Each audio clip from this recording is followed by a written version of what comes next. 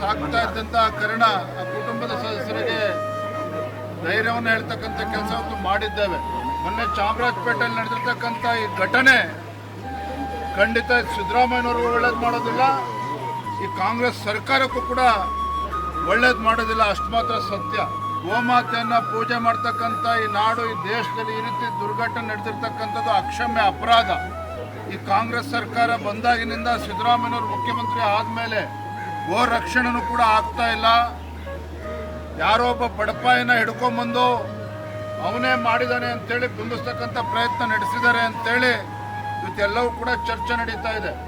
ಈ ಮಟ್ಟಕ್ಕೆ ಇವತ್ತು ಬಂದಿದೆ ಅಂತ ಹೇಳಿದ್ರೆ ಇವರ ಪಾಪದ ಕೂಡ ತುಂಬಿದೆ. ಇವರ ಪಾಪದ ಕೂಡ ತುಂಬಿದಾಗ್ಲೇ ಈ ರೀತಿ ದುರ್ಘಟನೆ ಆಗೋದಕ್ಕೆ ಸಾಧ್ಯ.